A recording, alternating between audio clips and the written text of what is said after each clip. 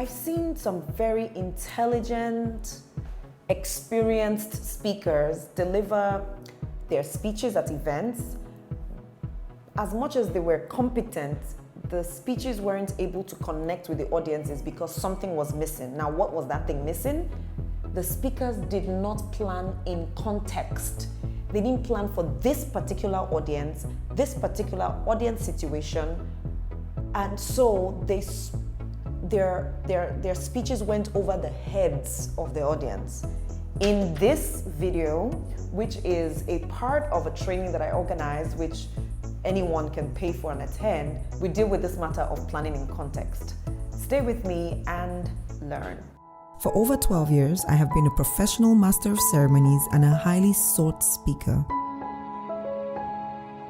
I have trained over 8,000 individuals on public speaking, presentation skills, and event hosting.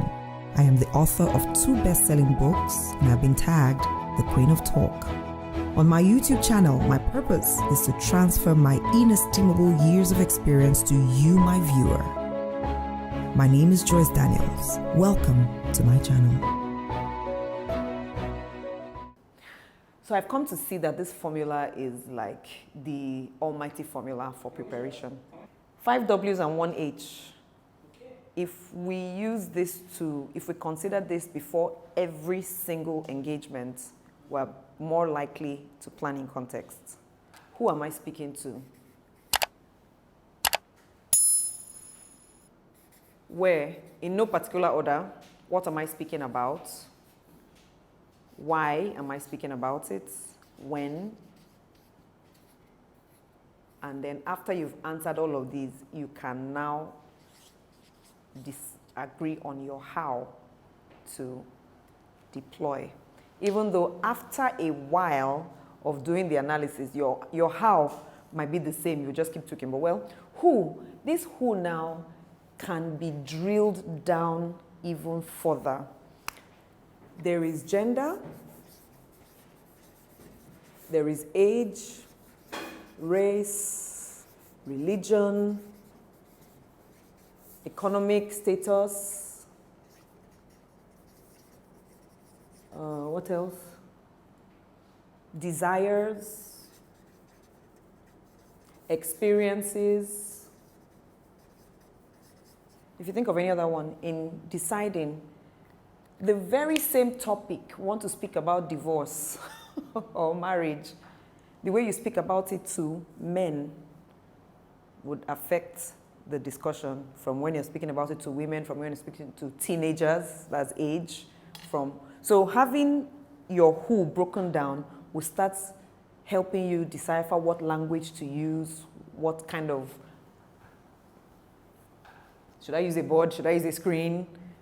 All of that, because what are their desires, what are their experiences? So if you're going to speak to people who have been badly beaten, and you're speaking on the same thing called marriage or divorce, different from those who have never even experienced it, they've all had wonderful relationships, things will change.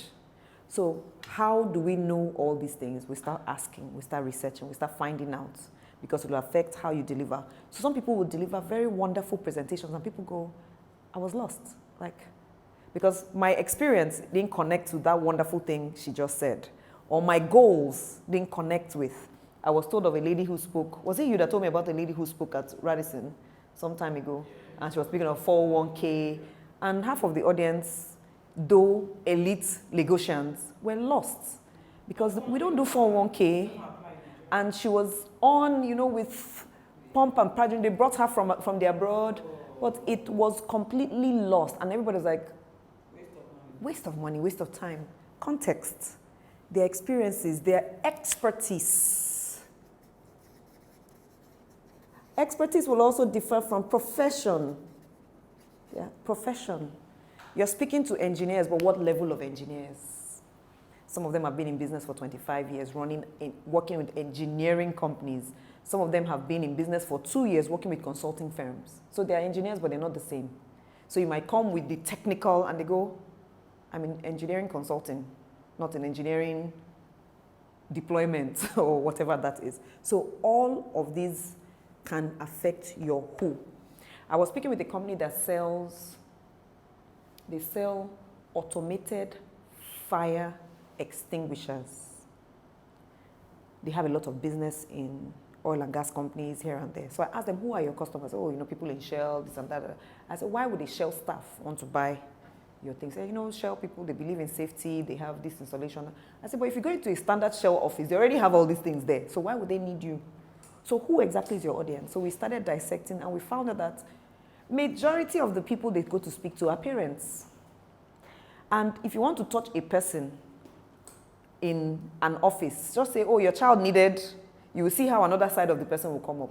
So how about we start selling them these equipment from the angle of what's in your house when you're not there?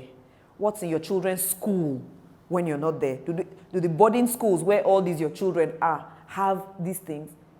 They called me like 2 weeks and said, Joyce, we're selling because the who was not just about the experience in front of them. These are parents who care for their children too. So even if they won't buy it for their workspace, they will buy it for their homes, their cars, and so on, because we were able to drill down the who. Who, of course, will affect a lot. Where am I speaking? As trivial as it sounds, it can affect a lot. Am I speaking on stage? Am I going to be at a lectern? Would I be in a panel? Will we be sitting on the floor or on an elevated podium? Will we be speaking in a hall or in a room? Would I have a mic? That where would determine. I've seen people come on stage and go, I had thought I was going to speak to a smaller audience, so they didn't know their way. They didn't know their, so they come and start apologizing, but at that time, that's not what we want to hear. Deliver. Oh, I'm so sorry. I didn't know that it was going to be such a large crowd. Wow, I should have. If we ask on time.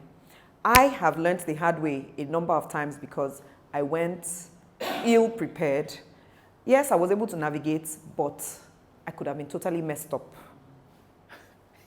The one I will always talk about is when I prepared, they said, oh, come and MC a graduation, Green Springs. And I thought it was for SS3 students. So I went prepared with brass bows. These children will blow their minds. Got there, nursery 2. They were graduating to primary 1. The only time I knew was when I arrived there that morning. And they said, okay, there will be a service first before the reception. So I went there. I said, what's going on here? This age, there's no material. Clueless. So throughout that service, I said, God, thank you brought me for the service. What do I do? First of all, I was panicking. I went and said, what? What do I say to 5-year-olds? Say, if you see my material. So next time, ask. And so the questionnaires will change. So even when people invite us to speak, you want to ask many more questions. Who are these people? Why did you choose this topic? Why me? And they would say, you might be surprised what they would say to you as to why you.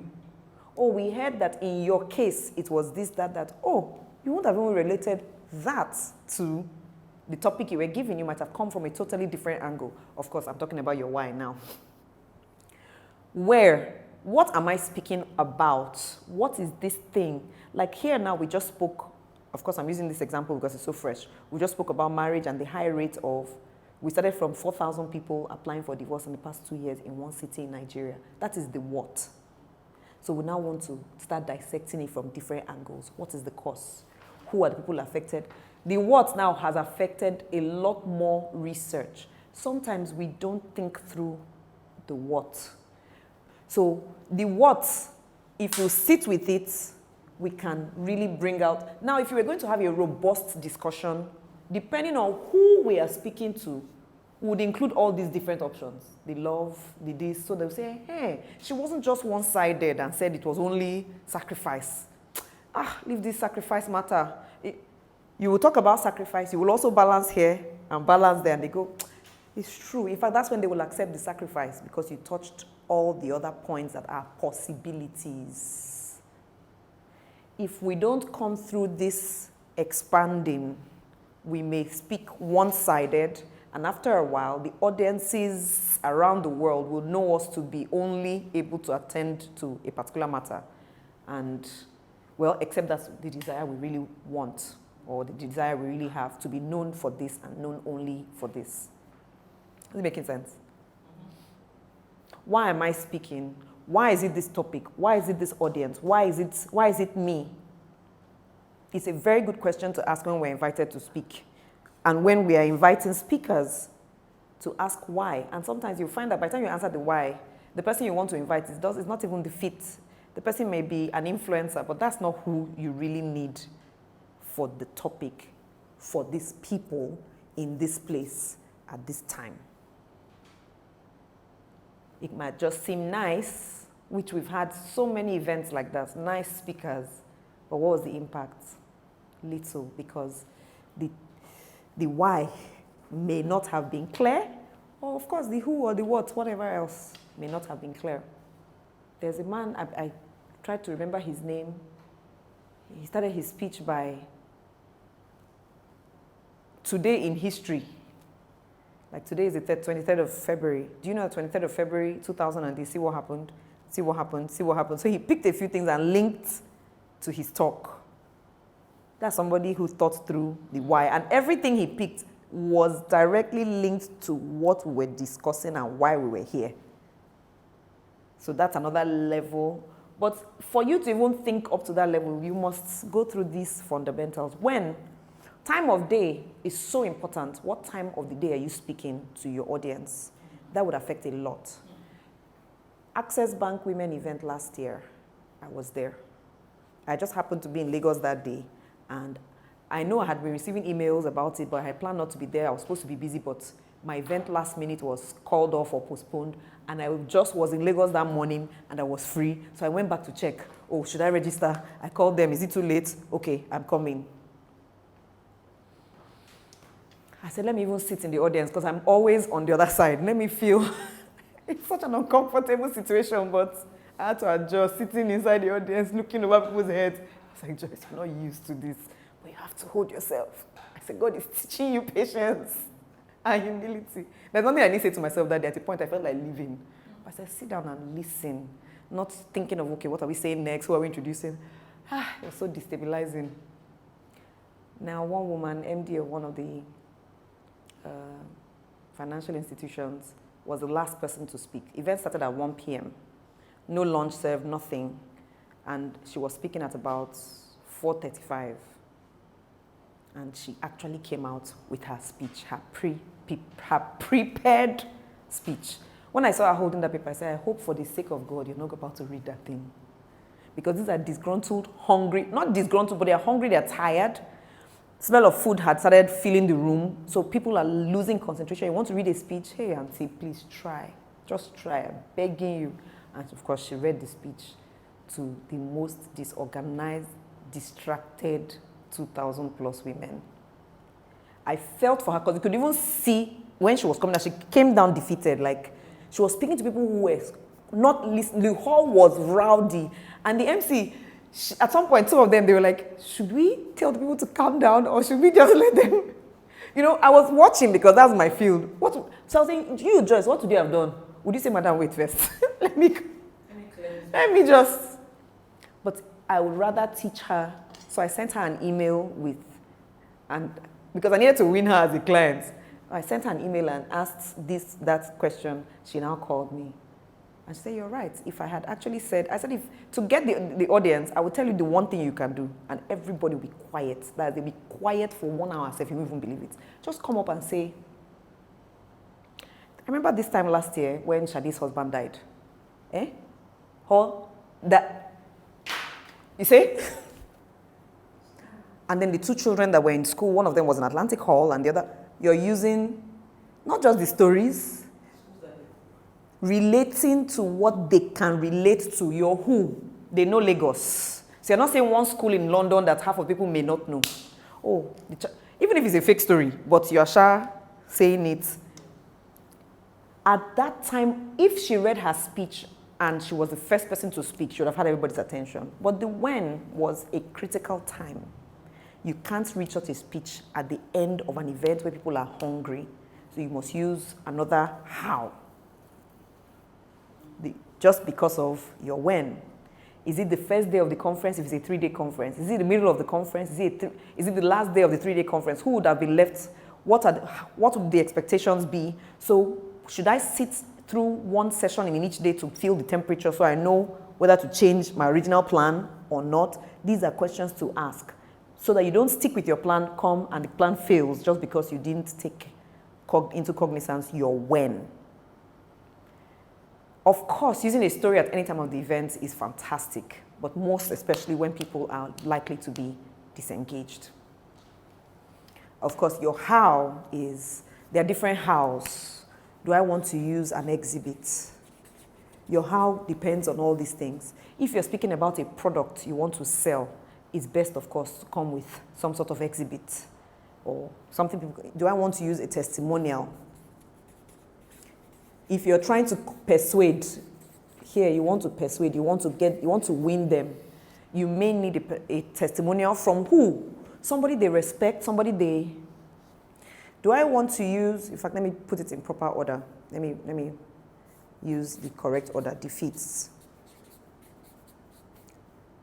Do I want to use a demonstration? Okay. Do I want to use an example, which includes stories? Do I want to use facts? The fact is that 4,000 people have applied for divorce in the past 2 months. In the first 2 months of the year 2020, it's a fact. And everybody's like, what? The way I was so shocked today too, in one city, that's like the whole House on the Rock church in 2 months went to one place to go and put letter. It's in January and February of 2020 in Abuja. And that's not Lagos. That's not Port Harcourt. That's Nigeria. That's not America. So facts, depending on who you're speaking to, you may need to use facts, not story. Because some places the story will not work. The story, it won't be impressed, but they will be impressed by the facts. Do I want to use an exhibit, analogy, testimonial, and statistics? This, of course, many times when you also want to win, you want to show them the difference between what the prevalent thought might be and what you're proposing. You might need to use the statistics. Well, depending, they can even be mixed and matched depending on your who, where, what, why, when, and how.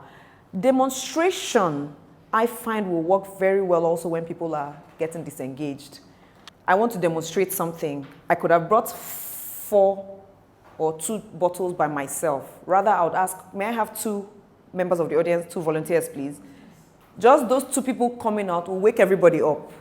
And what's happening to the people sitting around those 2 people? Everybody who sat close to them will be engaged. Spotlighting. Floodlighting is for everybody who would like to come. Spotlighting, well, I'd like 2 people from the gallery. I'd like 2 people who have not attended, who have never, 2 people who it's your first time. So you know what you're trying. Thank you. You came in from out of town. Maybe they will be like, hey, ginger, oh, ginger. It's all in the planning of your who, your what, your where, your why. Beyond any doubt, I know you got something out of this video. If you did, do well to share. And of course, if you haven't subscribed yet, do well to subscribe. Click on the bell icon to receive notifications every time I put up a new video. And I will be happy and glad to see you again. Thank you for being here with me. Bye for now.